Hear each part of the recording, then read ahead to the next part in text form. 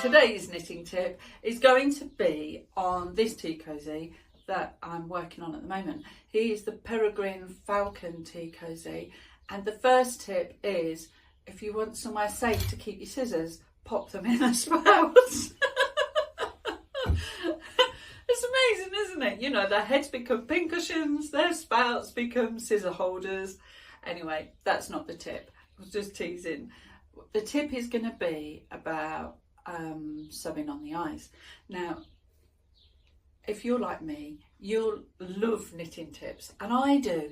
And you know, if anybody ever says, oh, there's knitting tips, I always go and have a look, because I want to, even if I just find one little gem, it was worth reading, right? So, you know, I always pop along and have a look. Now, I noticed a couple of years ago that Alan Dart has a knitting tips page on his website. And now, I love Alan Dart. I think he's amazing. I love his work. He's just fabulous. And I was gutted when he retired. It's like, oh, because he was in the Simply Knitting magazine every month with something amazing. It was just marvellous. It was wonderful. And anyway, so I had a look at his knitting tip page, because flipping heck, if I can get a knitting tip from Alan Dart, wow, that's just amazing, isn't it? So I read through, and he said that whenever you sew things together, sew them up using mattress stitch. And I thought, oh, maybe he's right. You know, it took me a while to ponder on it, but also to use that advice practically. And after I'd used it practically for a while, I thought, oh, Alan, I don't agree. You know, for a lot of things, like sewing up the main part of the tea cosy, you know, at the bottom and at the top, yes, mattress stitch. I would always use mattress stitch for that. And this part where I'm going to sew the head onto the main cosy, I'm going to use mattress stitch, because that's the best stitch to do it with. But for his eyes, no, it's not going to be mattress stitch, because it won't be right. And I want to show you why. This is what the tip's about. It's to show you the difference between mattress stitch and, well, I suppose traditionally back stitch, that, you know, that's what people use, I suppose, is back stitch, isn't it, when you're sewing things on. So I'm going to show you, because unless you've got it next to each other, it's very hard to see the pros and cons. So specs on, otherwise I can't see a thing, and we're going to begin. Right, so I've got my needle threaded, and I'm going to work around this one. This is going to be the mattress stitch eye, right? So mattress stitch is where you go around like this.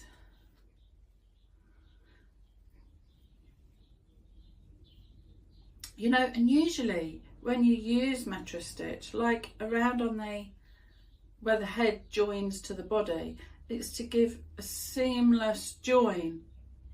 Oh, I've got a bit of stuff in there. Look at that. Oh, don't you just hate it when that happens? So yeah, so it's to give a seamless join, so it kind of blends. I suppose it's akin to, you know, when you're using pastels to draw, you would smudge it in with your finger to make it fade and blend in. And mattress stitch is a bit like that.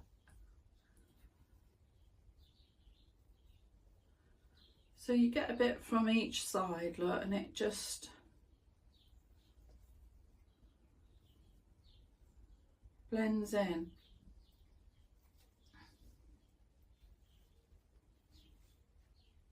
Of course, this is totally personal preference. But, you know, if I show you the difference between the two, you can choose which you think is right afterwards. But, you know, it's personal preference, isn't it? So, now I'm not going to finish off this eye. Right, so can you see it's kind of blended here. you can't see, you look, this isn't sewn down at all, and you can see there's the cast on edge of the beak, where you can't see the cast on edge at all of this eye. Right, eye number 2. So I'm going to thread up.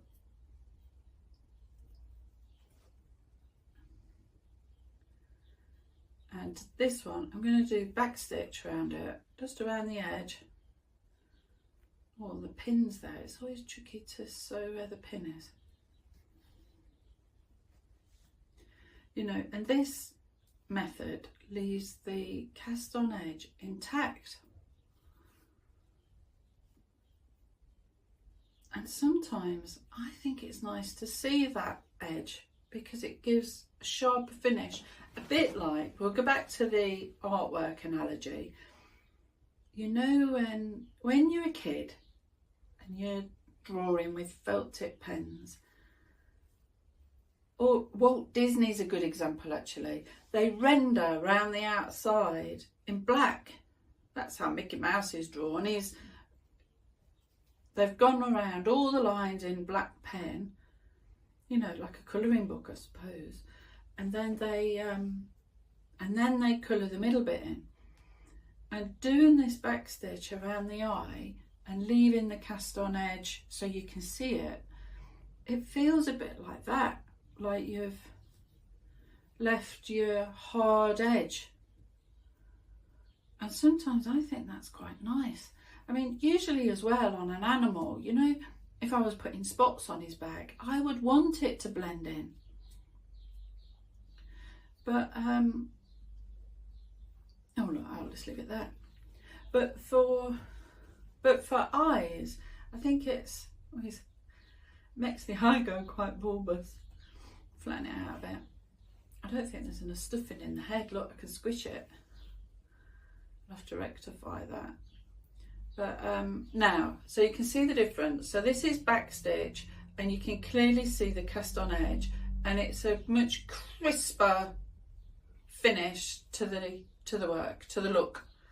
And this side, it's done with mattress stitch, and the cast on edge has gone because that's the nature of mattress stitch. It hides that cast on edge, you know. And down here on the neck, it wouldn't be very nice to see a crisp edge like that because it's supposed to all blend in. It's all part of the same bit of body, you know, so I would want that to blend in. Likewise on these patches on his neck, I would want them to blend in because it's all part of the plumage. But this is very different. It's a different bit of skin. These are not feathers. They're, you know, the skinny bits around the eyeball. So look, it's personal preference at the end of the day, but on an eye like this, I would say use back stitch, not mattress stitch. So that is the tip for today for sewing on, well, just sewing on things where you want a solid line.